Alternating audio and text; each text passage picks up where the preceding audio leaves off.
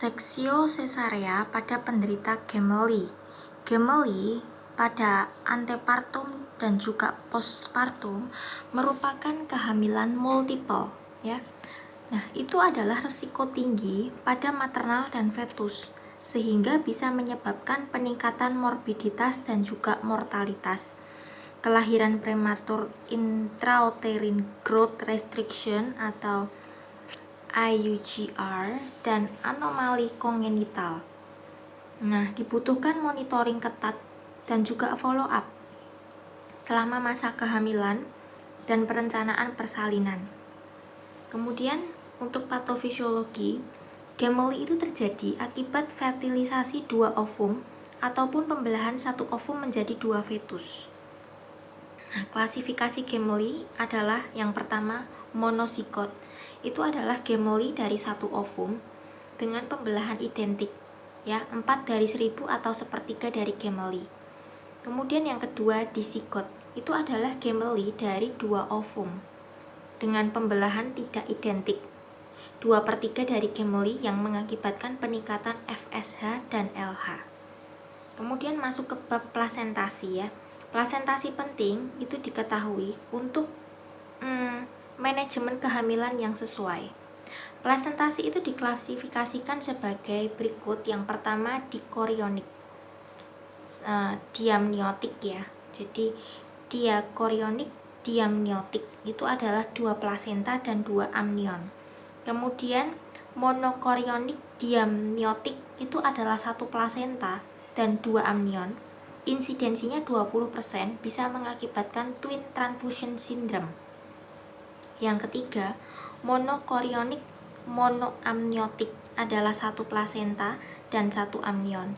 Pada kondisi ini sering terjadi conjoining atau cord entanglement, ya.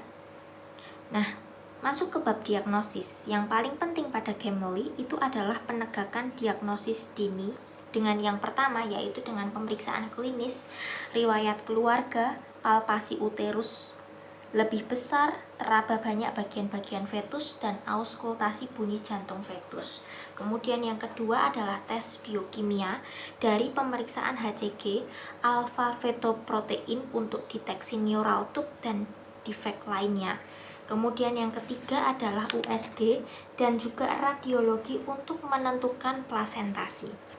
Masuk ke bab penentuan plasenta, ya. Nah, jadi penentuan plasenta itu merupakan menentukan plasenta apakah 1 atau 2 plasenta. Jenis kelamin bisa dilihat dan biasanya pada 2 plasenta jenis kelamin itu berbeda. Selain itu bisa ditentukan tebal tipisnya membran. Biasanya membran yang tebal itu ditemui pada 2 plasenta dan 2 amnion. Postpartum bisa dikonfirmasi dengan pemeriksaan histologis plasenta. Masuk ke bab manajemen gemeli, ya, antepartum treatment. Nah, pada antepartum itu dilakukan early ultrasonography untuk menilai plasenta. Diperlukan medikasi dan kebutuhan nutrisi dengan asupan 300 kcal, asam folat itu 1 mg dan Fe 60 mg. Pemeriksaan alfa fetoprotein itu untuk menentukan neural tube defect atau NTD. Pada gemeli alfa fetoprotein itu meningkat 2 kali lipat. Pencegahan persalinan prematur yakni dengan menggunakan tokolisis steroid, melakukan screening diabetes dan menilai pertumbuhan fetus dengan serial USG, antepartum testing yakni non-stress testing atau biophysical profile. Ya, untuk persalinan, manajemen yang penting pada waktu persalinan itu adalah usia kehamilan. Maka semakin tinggi usia kehamilan, mortalitas rendah. Misal kehamilan 38 minggu. Ya, untuk model persalinan yang pertama itu per vaginam, ya. Presentasi kepala atau vertex, ya, atau vertex pada kedua fetus. Insidensi 40%. Yang kedua per vaginam atau SC pada presentasi vertex atau non vertex. Insidensinya 26%. Pilihan persalinan per vaginam atau SC itu tergantung estimated fetal weight atau AFB. ya, atau EFB. Pervaginam dengan dilakukan manuver versi kepala eksternal atau ekstraksi bokong apabila EFB kedua fetus itu lebih dari 1.500 gram dan kurang dari 20% discordance.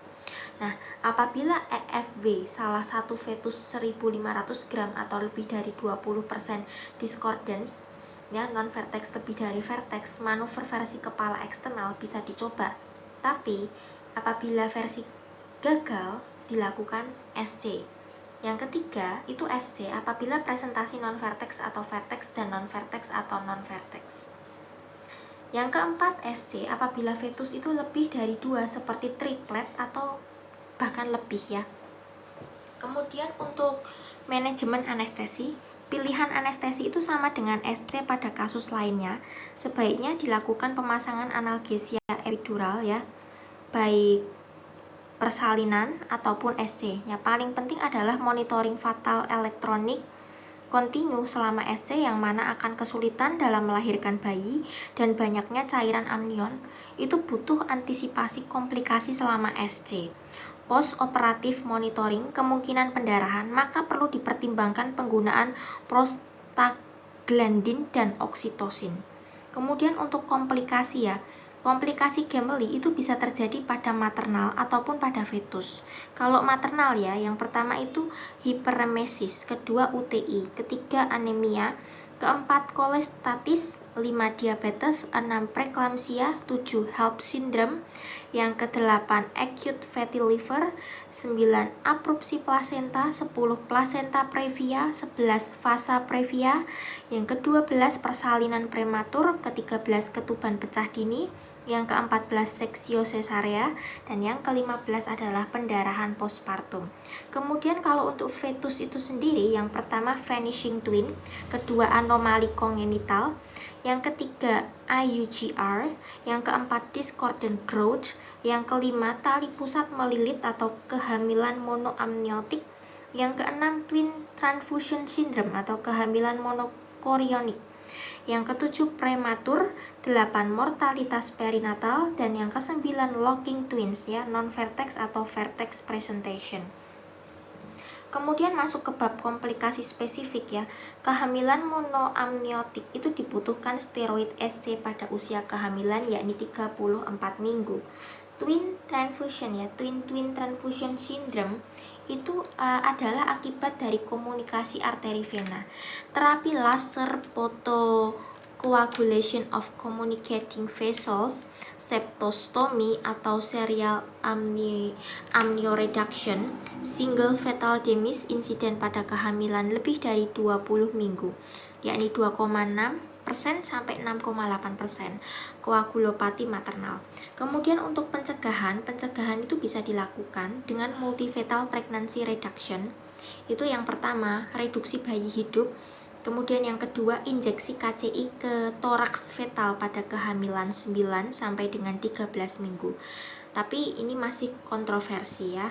Jadi selective termination, melakukan terminasi kehamilan.